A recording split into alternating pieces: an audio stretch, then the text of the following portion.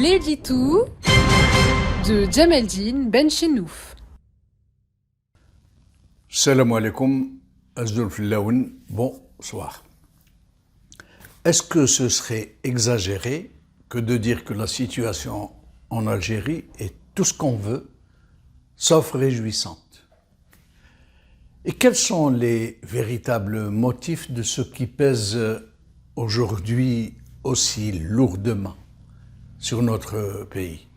C'est quoi le mal dont nous souffrons et les périls qui nous menacent?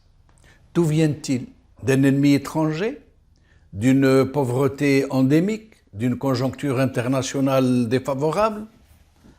C'est juste ça? Il n'y a pas une autre cause? Et si, malgré l'anesthésie générale et la sidération dans laquelle nous sommes tous figés, nous pouvions réussir à identifier les causes réelles de cette dérive? Et si nous parvenions à ouvrir les yeux sur la principale source de l'infection? Pourquoi alors ne pouvons-nous pas nous parler les uns les autres, librement, convenir entre nous de ce que nous devons entreprendre pour tenter de nous porter au secours de notre pays? Est-ce parce qu'il ne nous est pas permis de nous rassembler dans une même perception, dans une même vision, dans de mêmes perspectives? Est-ce parce qu'il ne nous est plus permis de discuter librement entre nous et de décider ensemble de ce qu'il convient de faire pour nous éviter le pire? Oui, pourquoi, tout simplement, ne nous est-il pas permis d'identifier les causes du mal qui nous ronge? Et pourquoi ne pouvons-nous pas nous unir pour y faire face? Est-ce tout simplement parce que c'est le mal dont nous souffrons qui nous interdit de le dénoncer et donc de l'affronter, de le sortir de notre vie? Cela peut sembler trop simpliste, mais en fait, c'est juste ça. Nous avons été savamment désunis, empêchés de nous consulter les uns les autres, de désigner librement ceux qui nous représentent, de disposer d'une presse libre qui pourrait dire les choses telles qu'elles sont vraiment. Nous avons été laborieusement insensibilisés sur notre propre sort, parce que les germes de la division ont été semés dans nos cœurs, parce que nous sommes entourés de gens qui font tout et n'importe quoi pour nous maintenir dans cet état d'apathie, parce qu'ils n'en finissent plus de nous mentir, de nous dresser les uns contre les autres, de nous fourvoyer dans la haine de nous-mêmes, dans le chacun pour soi, dans la peur, dans l'opportunisme, dans la démission. Mais une vraie question.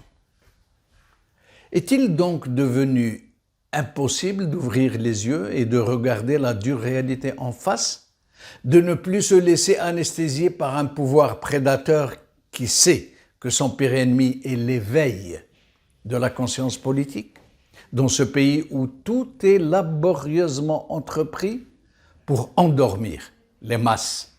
Et même si nous devions focaliser sur le seul régime, le désigner comme seul responsable de ce que subit notre pays, est-il lui-même, ce régime, dans un tel autisme politique qu'il ne parvient même plus à discerner les périls, à comprendre qu'il est lui-même pris dans une dynamique suicidaire, qu'il ne contrôle même plus, devenu folle, devenu autonome, qui fonctionne en pilotage automatique, qui fonce droit au mur et où se concoctent des stratégies et d'autres, des coups tordus et d'autres, des manipulations et d'autres, dans une indescriptible mêlée de grands fauves, de charognards et d'opportunistes en tout genre, où chacun tente d'arracher le lambeau qu'il peut, comme si toutes ces gens, toutes ces sombres officines savaient en leur fort intérieur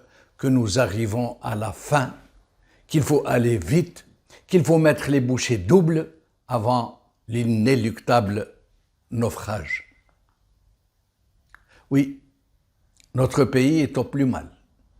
ne pas le voir ou encore pire, tout faire pour convaincre les Algériens du contraire et contribuer à l'enfoncer davantage. Accuser les rares militants qui tentent de réveiller l'opinion publique d'être des agents et des mercenaires du Merzen d'Israël, de la France et de l'OTAN ne fait que rajouter de la confusion à la confusion, de l'anesthésie à l'anesthésie, dans une société où les gens ne savent plus à quel saint se vouer, où ils tentent difficilement d'émerger du coma où ils ont été plongés pour ne rien voir de ce qui est infligé à leur malheureux pays, où tout est lourdement compromis, jusqu'à l'avenir des générations futures. Le pire et le plus cynique est qu'il n'y a pas un seul baron du régime qui ne le sait déjà, puisqu'ils sont tous dans une seule et même logique, mettre les bouchées doubles, exfiltrer les fortunes qu'ils ont arrachées de la chair vive de la nation pour se ménager une base arrière pour eux et leurs familles pour le jour ultime du Titanic. Oui, le meilleur argument de ce qu'ils pressentent eux-mêmes est qu'ils se mettent tous à l'abri, loin du pays, dans ces pays occidentaux qu'ils passent leur temps à stigmatiser, mais où ils ont leur somptueuse résidence, où ils se soignent, où se construit leur avenir, où ils finiront tous leur vie.